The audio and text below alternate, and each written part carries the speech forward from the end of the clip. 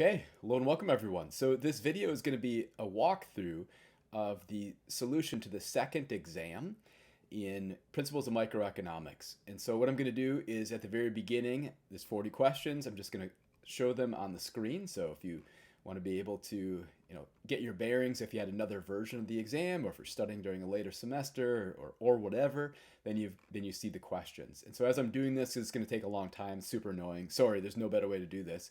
Kind of talk about what's on the exam. So there's ideas like gains from trade, comparative advantage, absolute advantage, economic surplus, so consumer surplus, producer surplus, externalities in public goods, common resources, different types of goods, labor markets, and then Stevenson and Wolfers text. This is chapters 7 through 12 in Stevenson and Wolfers. Separates out the discussion of labor markets across a chapter called labor markets, and then another one called wages and workers, which talks about the labor demand and labor supply decision. And so those are the kind of the big highlights for the exam. Shoot, I only made it through 15 questions with my discussion of what's on the exam. I was hoping that would take all 40 questions because now I got nothing to say and a lot of questions left to show. So anyway, I hope this is useful. It's kind of seeing each of the questions. I don't know, it's like stop the video and then work through them. At the very end of the video, I will show my handwritten solution that's got all the it's got the numbers corresponding to the letters for this version of the exam. So I'll do that as well, I guess. But the better thing to do would probably just be watch through the video and then see my explanation for each of these.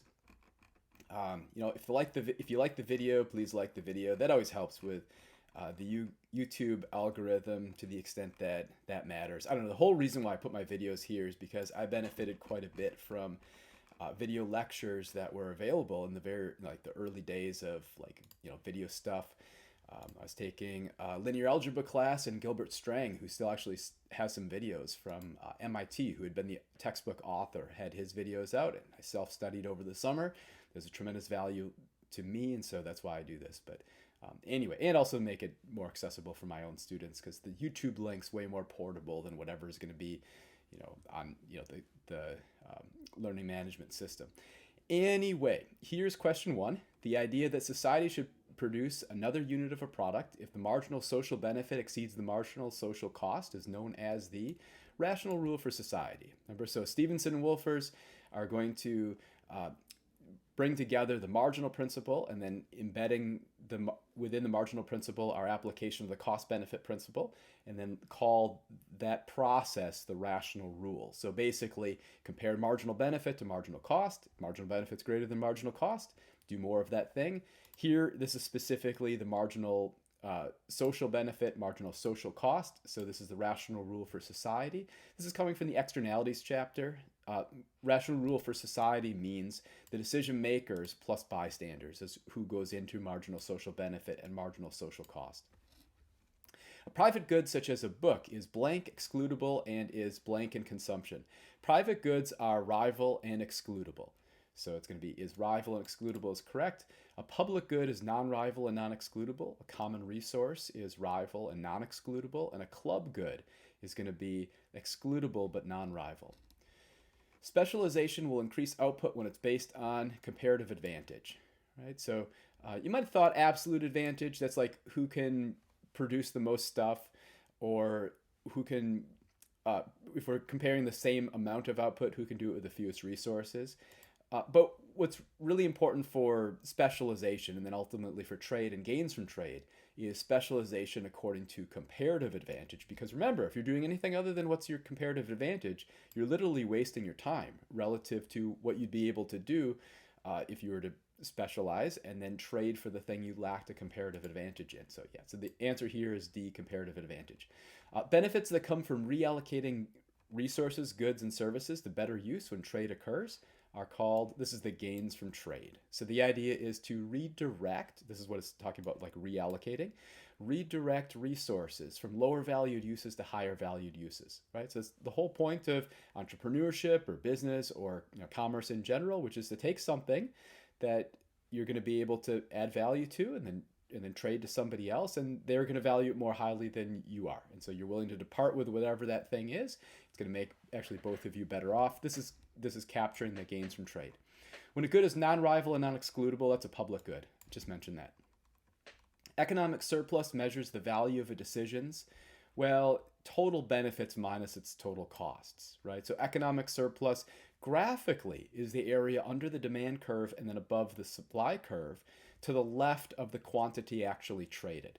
So in the competitive equilibrium, you'd find where the demand curve and supply curve cross, go straight down, you'd find your equilibrium quantity, and it's that entire triangle between the demand curve and supply curve that would be economic surplus. If maybe there's a tax or there's a price control, the quantity actually traded would be smaller than the equilibrium quantity, and then economic surplus is still the area under demand and above supply, but it's to the left of whatever is that quantity produced. So you'd have to draw the picture and you kind of see what this looks like. But anyway, that's what the definition's doing.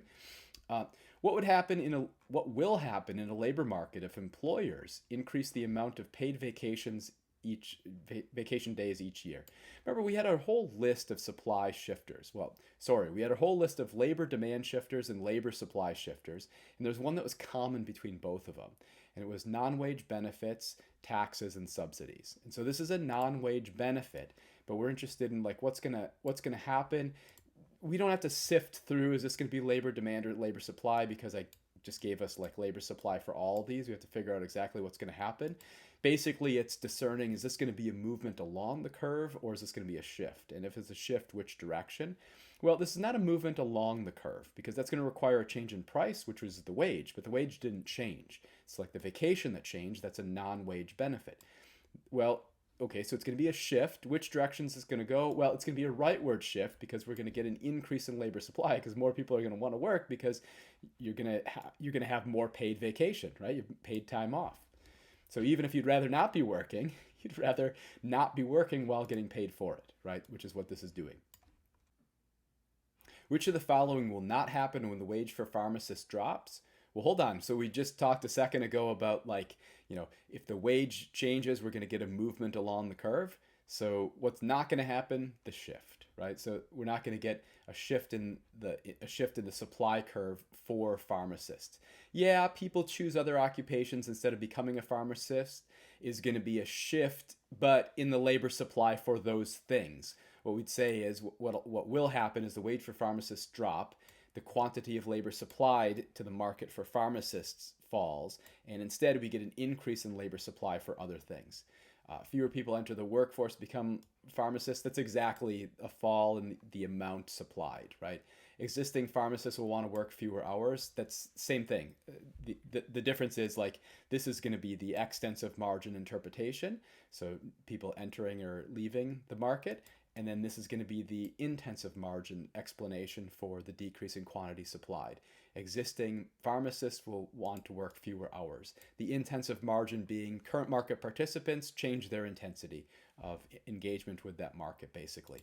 Okay, so this table shows the maximum amount of tea and salmon, both measured in pounds, that Oregon and Washington can produce if each produces just one good. Oregon has an absolute advantage in the production of, well, anytime you have the table here, you want to look and see, are the numbers going to be outputs or productivities? Is this going to be time, the time required to make one, or is this going to be the total output we'll get? Oh, this is the maximal amount, so these are outputs. And we look and see, it's actually got Oregon has a larger number for both, right? So Oregon has the absolute advantage in both. Suppose the world price equals 50,000 and there's free trade, and the U.S. consumer surplus and producer surplus would. Okay, so world price is 50,000. The equilibrium price for this one right here, the equilibrium price is 42.5, right? So with free trade, actually, this market's going to take on that higher price. And what ends up happening is producers really like it. Producer surplus is going to rise. It could be the entire area under 50,000 up to the supply curve. But consumers aren't going to like it, because consumer surplus will shrink down to just this area.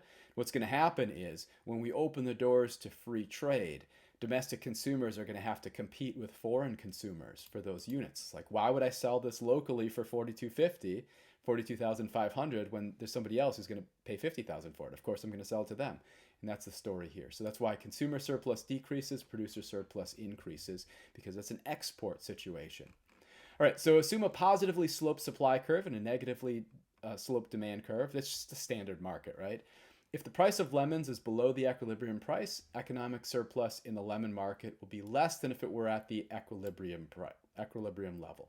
So we're saying, we have a positively sloped, we have a supply curve, we have a demand curve, and then the current price is lower than equilibrium. At a below equilibrium price, there's going to be a smaller than equilibrium quantity traded, right? The quantity supplied is going to be smaller than the quantity demanded at the below equilibrium price. The smaller of the two will be the quantity traded.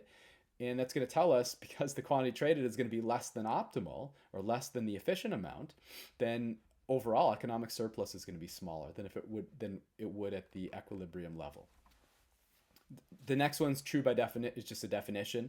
So a corrective tax is designed to encourage people to take responsibility for the negative externalities they cause. When government policies lead to outcomes that are worse than would occur in unregulated markets, that's market failure.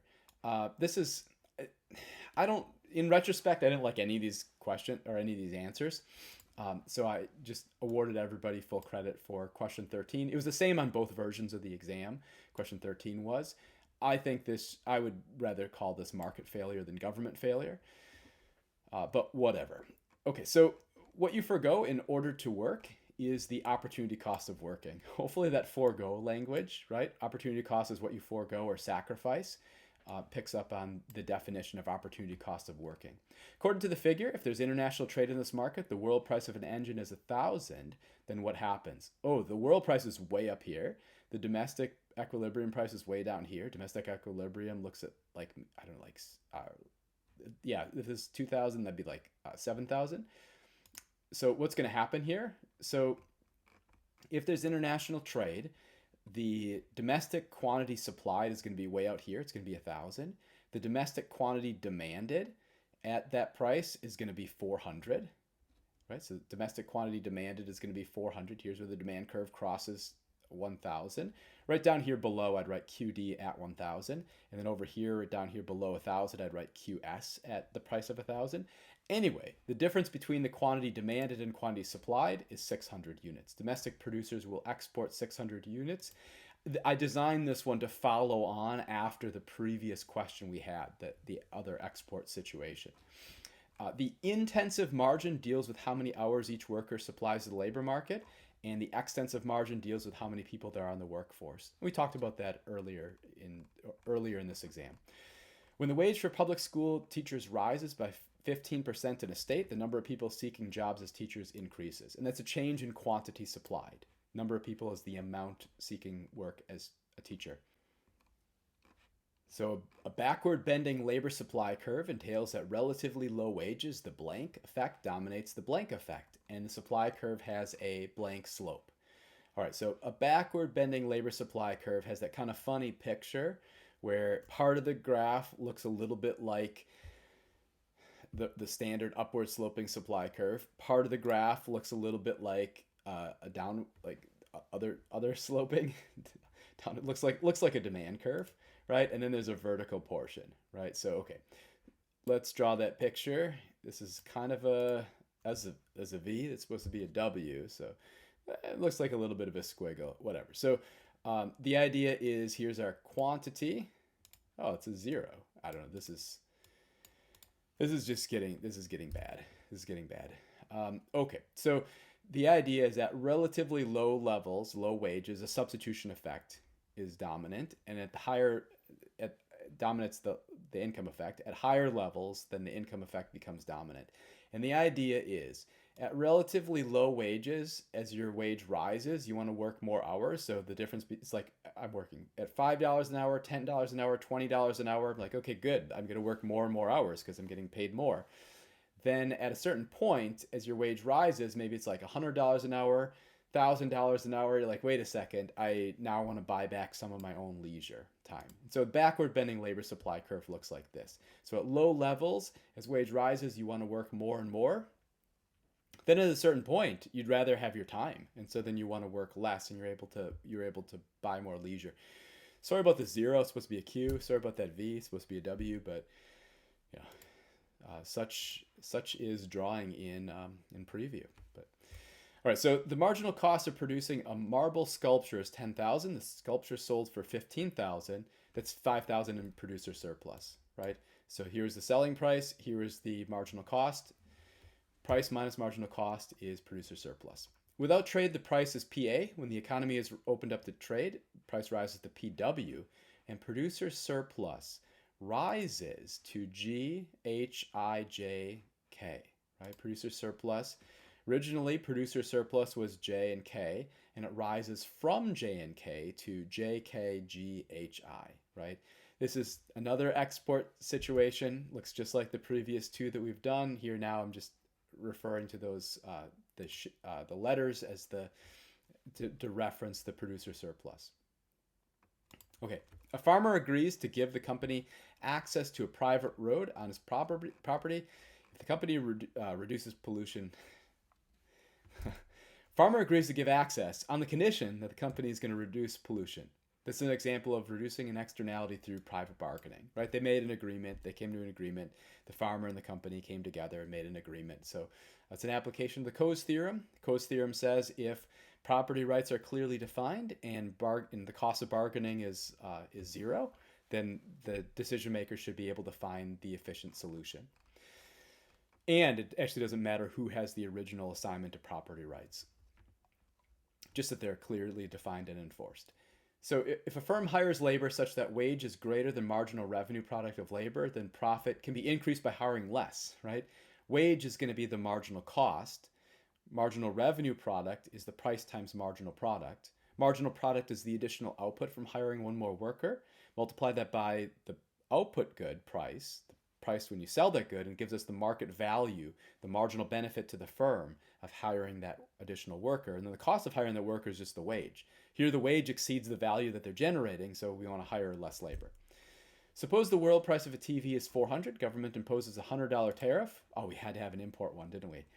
According to the figure, domestic consumers purchase blank from domestic producers and blank from foreign producers after the tariff. Okay, so the equilibrium price is going to be like 600. The world price was 400. So that's going to be right down here, right? Okay, so the world price is 400. We're going to get a tariff of 100, which will actually bring us to the cleverly marked, labeled 500 level, right? Domestic quantity supplied is going to be 40, well, in thousands, right? Domestic quantity supplied is going to be 40, so that's how many are going to be purchased from domestic buyers, that domestic buyers are going to be able to source from domestic producers. But domestic buyers at that price actually want to buy 70. So they're going to domestic consumers are domestic consumers are going to buy 70 units. 40 they're going to get domestically, and then 30 in thousands they're going to have to import. And then the idea with the tariff is you're paying $500 either way. If you're buying from a domestic producer, those $500 go directly to cover their production costs. But if you're paying $500, which is inclusive of this $100 tariff, $100 goes to the government, and then $400 covers the production costs for those foreign producers. Either way, you're paying $500. So from the perspective of domestic consumers, it's not going to matter who they buy from. The work-leisure trade-off underlying the supply of labor involves the substitution effect, and we said it, the income effect. What conditions must be met for private bargaining to be effective in resolving an externality? Said it a second ago. Bargaining costs must be low and property rights must be clearly defined and then enforced. Use the graph to answer the following question. Graph shows the marginal social cost, demand, and supply curves in the jigsaw puzzle market. If the market forces prevail, this market will produce, so here we're looking for the market equilibrium. It's a quantity of 6 at a price of 6. That's this right here. So this is an externality question. If market forces prevail, so the market equilibrium is going to be 6 and then $6. The socially efficient quantity is going to be 4 at the higher price. there's an externality. The size of the externality is these $2 right here, right? So a couple different things that could happen. If you wanted to internalize that externality, you could charge these producers $2 per unit as a corrective tax, and then they would actually just produce the 4 units instead of the 6 that we'd get when the market's left to their own devices. The problem with the negative externality is that we get overproduction. The market will give us 6 units, but the socially efficient level was 4. Okay, if motorcycle riders decide to send text messages without considering the cost imposed on others, number of text messages sent while riding will be more than socially optimal quantity. So, the idea here is just like without considering the cost imposed on others is without considering bystanders. That's a negative externality. If there's a negative externality, we get more than the socially optimal quantity. The labor supply for social workers will shift to the right when, non-wage benefits as a supply shifter. Not wages, this will be a movement along the curve. Government increases the benefits for those who are not working. That is a supply shifter, but it would shift it to the left. Wages and other occupations rise. Again, that's a supply shifter, but it would shift labor supply to the left. The demand for factors of production is called derived demand because it depends on the demand for the products that the factor is used to produce. So it's like the labor market, labor is a derived demand, and that's why we have the marginal revenue product of labor, for instance. The value of hiring an additional worker is the value of the additional output they're producing. The demand for, and then the marginal revenue product gave us the labor demand. Because the theory of marginal benefit is the theory of demand, theory of marginal revenue product is the theory of labor demand, as we see in the text. Anyway, so which of the following is a source of comparative advantage? Specialized skills. Specialized skills is going to be a source of comparative advantage. Small scale production, no, it's large scale, like economies of scale. And abundant inputs. Tariff rates, that's not part of it. Trade's actually not driven by tariffs so much as it's driven by, it's a macroeconomic concept, but it's driven by comparative advantage and then driven by domestic budget deficit or surplus, as it were. Okay, so in a market system, public goods would be underproduced. So the market system, public goods would be underproduced. Why? Well, public goods are non-rival and non-excludable, so we have the free riding problem.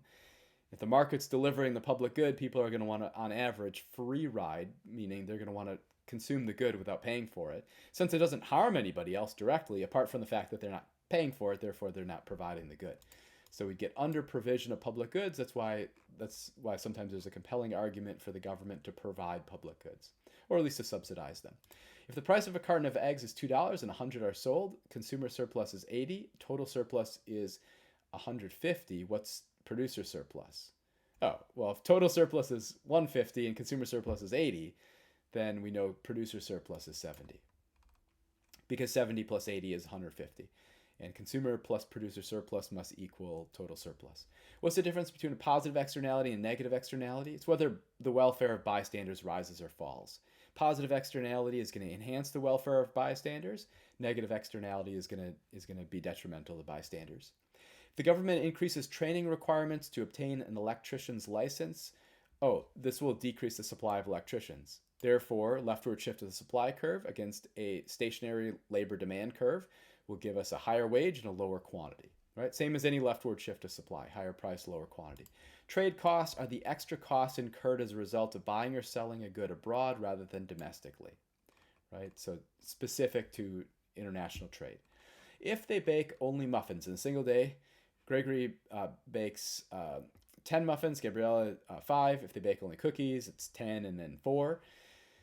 Gregory has the absolute advantage. Gregory can make more of both, so clearly absolute advantage, and then has a comparative advantage in which one. So actually has an absolute advantage in both, and so you have to figure out which one he's got a comparative advantage in, and then you know which one we're looking at. But anyway, so to calculate this, we'd see the opportunity cost of baking one muffin is one cookie for Gregory, right?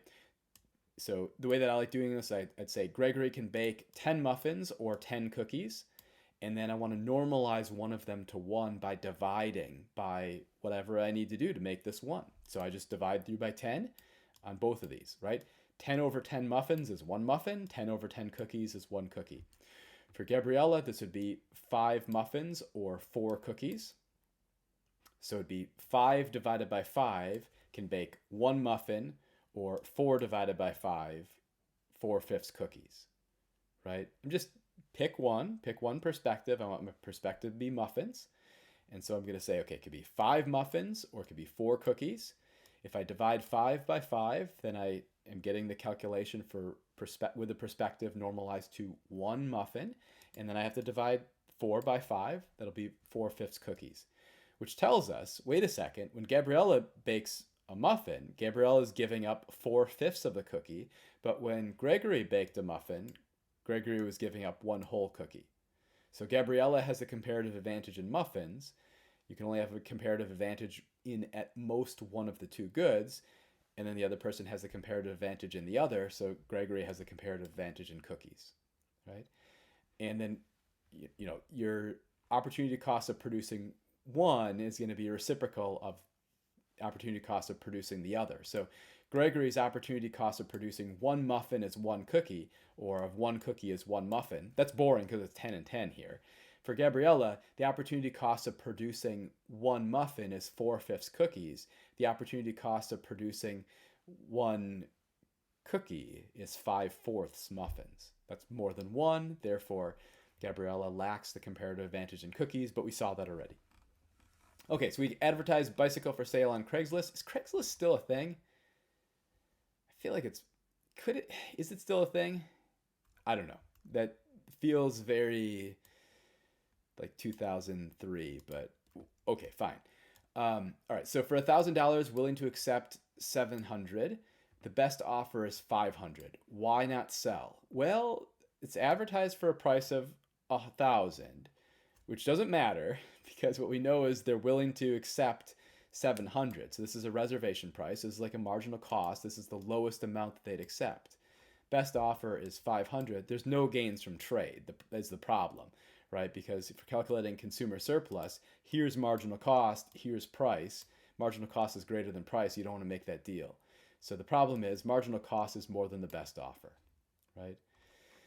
When the trade is voluntary, who gains from it? Oh, both gain, although not necessarily equally. It could be dependent upon who's got more bargaining power, whether you get a low price, which would happen if you have seller with bargaining power, buyer with bargaining power, or a high price, which would happen if you had a seller with bargaining power. How is the marginal social benefit curve positioned on a graph where there's positive externalities? Marginal social benefit is going to be, well, above the demand curve has a negative slope. So it looks like a demand curve, and that's like rightward shifted because there's this additional benefit that's going to capture the benefit to bystanders. The demand curve itself is just going to be the benefit to the market participants, buyers and sellers. But then there's this additional benefit because society is comprised of buyers and sellers plus bystanders. Let's see. So we're going to sell cupcakes and muffins at our 3rd annual fundraiser bake sale. Good. It made it 3 years. Cool. So in one day, we can make 40 cupcakes or 20 muffins, or we can get 15 cupcakes or 15 muffins. With specialization, how many cupcakes and muffins do we get? Well, we have to figure out who's got the comparative advantage in which thing, right? So Jennifer lacks a comparative advantage in both. Nevertheless, is still going to make at least one of these things because you can't have a comparative advantage in both things. And absolute advantage doesn't drive specialization. Comparative advantage does. So who has a comparative advantage? Well, Jennifer's opportunity cost of producing 1 cupcake is 1 muffin, or 1 muffin is 1 cupcake. That's because we could produce 15 cupcakes or 15 muffins. So I can divide through 15 divided by 15 gives me the opportunity cost of 1 cupcake. I have to divide 15 by 15 is 1 muffin. Or the opportunity cost of 40 divided by 40 cupcakes is 20 divided by 40, or 1/2 muffins. Oh, so the opportunity cost of 1 cupcake is half a muffin? Yeah, that's going to be the comparative advantage relative to this character whose opportunity cost of 1 cupcake is a whole muffin. So we're going to get 40 cupcakes, and then we're going to get 15 muffins, right? Okay, so I hope you enjoyed this video. Here is going to be, sorry, my handwritten answer key. Hope this isn't too blurry. The answers for each of these for 1 through 7 was DAD, BD, BD. 8, 9, 10, 11 was CCDB. 12 through 16 was AC, 3Ds. 17 through 21 was A, 3 Cs and a D. 22 through 25 was 2 Bs and then CA. 26 through 30 was 3 As and then BC. 31 through 36 was ACD, 2 Cs and a B. And then 37 through 40 was AB, AC. And if you made it through that, you're a better person than me, because I would not have sat through that. So thank you. Thank you. Hope you enjoyed the video. Go ahead and conclude here.